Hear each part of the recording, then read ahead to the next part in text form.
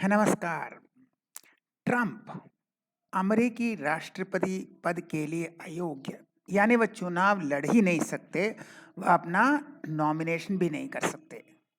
कहते हैं कोलोराडो के कोर्ट कि डोनाल्ड ट्रंप अमेरिकी राष्ट्रपति कुर्सी के लिए अयोग्य हैं, इसलिए वह चुनाव नहीं लड़ सकते, वह अपना नामांकन पत्र नहीं भर सकते, वहां बैलेट में उनका नाम भी नहीं हो सकता। और उनके खिलाफ आरोप क्या है? वह अमेरिकी सरकार के खिलाफ हिंसा भड़काने में उनकी भूमिका है। वह सरकार के खिलाफ हिंसा भड़का रहे थे जब वह राष्ट्रपति थे।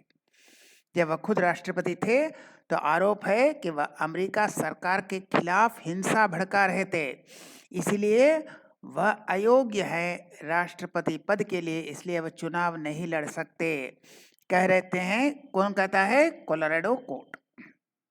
ये अयोग्य हैं, ये तो सरकार के खिलाफ अमेरिका सरकार के खिलाफ ही हिंसा भड़काते हैं, तो इसलिए इनको राष्ट्रपति पद के लिए अयोग्य हैं, यह चुनाव नहीं लड़ सकते। अमेरिकी सरकार के खिलाफ हिंसा भड़काने में उनकी भूमिका है, इसीलिए वह चुनाव लड़ने के लिए अयोग्य हैं। यही उनकी भूमिका उनको अयोग्य बनाती है, कहते हैं Colorado court. Colorado supreme court ने मंगलवार को पूर्व राष्ट्रपति डोनाल्ड ट्रंप को उनके समर्थक द्वारा, अब खुद नहीं, उनके समर्थक द्वारा यूनाइटेड स्टेट्स कैपिटल पर 6 जनवरी 2021 को किए गए हमले में उनकी भूमिका के लिए अगले साल राज्य के राष्ट्रपति चुनाव में मतदान से अयोग्य घोषित कर दिया। कोर्ट क्या कह रहा है? 6 जनवरी 2021 यानी करीब करीब 3 साल पहले यूनाइटेड स्टेट कैपिटल में उन्होंने क्या किया? अपने समर्थकों द्वारा हिंसा भड़काया, इसलिए वह राष्ट्रपति पद के लिए अयोग्य हैं, इसलिए वह चुनाव नहीं लड़ सकते। यही कह रहे हैं कोलोराडो सुप्रीम कोर्ट। यह फैसला ट्रंप को अमेरिकी इतिहास में व्हाइट हाउस के लिए अयोग्य समझा जाने वाला पहला राष्ट्रपति बनाता है। यह हिस्टोरिक फैसला है। आज तक अमेरिका के इतिहास में यह नहीं हुआ कि किसी को चुनाव लड़ने के लिए अयोग्य घोषित कर दिया गया।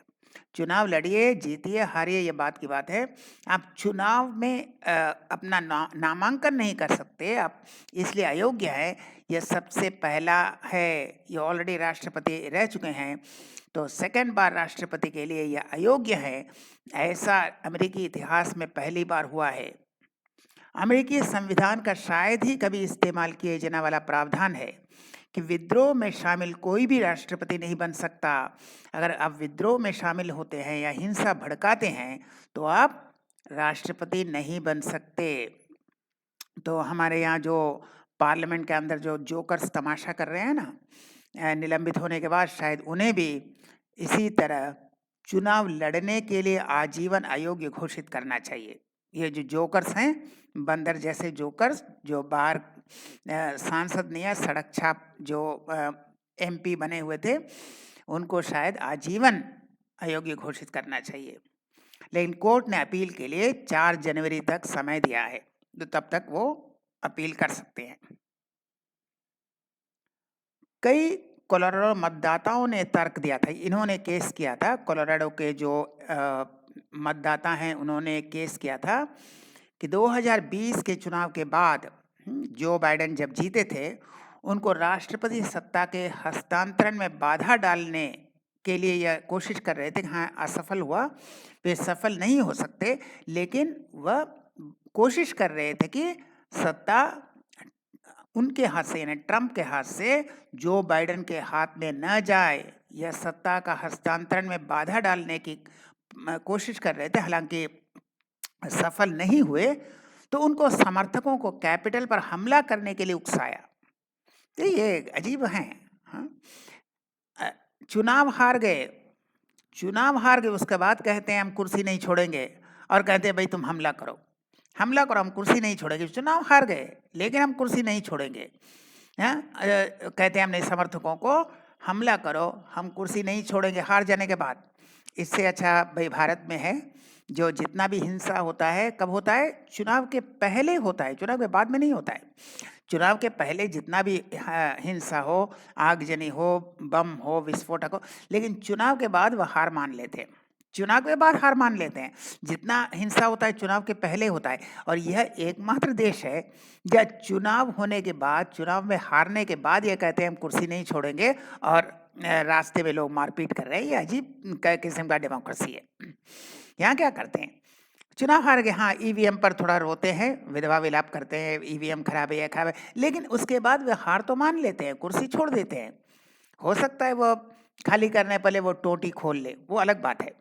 हो सकता है वो अपना टाइल्स उखाड़ ले, ये अलग बात है। हो सकता है कोई कोई मंदबुद्धि पागल संसद के आंसर कुर्सी खींचने की कोशिश करे, ये अलग बात है। कोई फ्लाइंग किस दे दे, कोई आंख मार दे, कोई प्रधानमंत्री की कुर्सी खींचता है, ये सब एक इंडिविजुअल मंदबुद्धि जोकर का काम है। लेकिन नॉर्मली क्या होता है, लोग चुनाव में हार मान जाते हैं, जितना हिंसा होता है चुनाव के पहले या चुनाव के दिन, लेकिन फैसला आने के बाद वो मान लेते हैं। ये फैसला आ गया इसके बाद भी कहते हैं हम कुर्सी नहीं छोड़ेंगे। ये अजीब किस्म का डेमोक्रेसी है भाई, हम महान अमेरिका है ये। तो इसलिए उनको कहते हैं ये चुनाव नहीं लड़ सकते, क्योंकि आप चुनाव हारने के बाद भी कहते हैं हम कुर्सी नहीं छोड़ेंगे, और कैपिटल पर हमला करने के लिए अपने समर्थकों को उकसाते हैं, और रास्ते में लोग मारपीट कर रहे हैं कि हारने के बाद वह सत्ता रख सकता है या जीतने वाला सत्ता रख सकता है। अजीब किस्म का है। तो ट्रंप अमेरिकी राष्ट्रपति पद के लिए अयोग्य, कोलोराडो कोर्ट ने कहा। अब ये अपील कर सकते हैं, अब क्या करेंगे इनकी बात है, लेकिन एक अजीबोगरीब स्थिति है कि एक राष्ट्रपति थे, वह चुनाव हारने के बाद हिंसा भड़काते हैं क्योंकि वह कुर्सी नहीं छोड़ना चाहते। ये हमारे संरक्षक मुख्यमंत्री जो फेविकॉल से चिपके रहते हैं ना, उनसे भी एक बड़े भाई है ये। और इसीलिए कोलोराडो कोर्ट ने कहा भाई तुम राष्ट्रपति के लिए योग्य नहीं है, काबिल नहीं है, तुम चुनाव ही नहीं लड़ सकते। फिर मिलेंगे ऐसे और वीडियो के साथ, तब तक के लिए नमस्कार।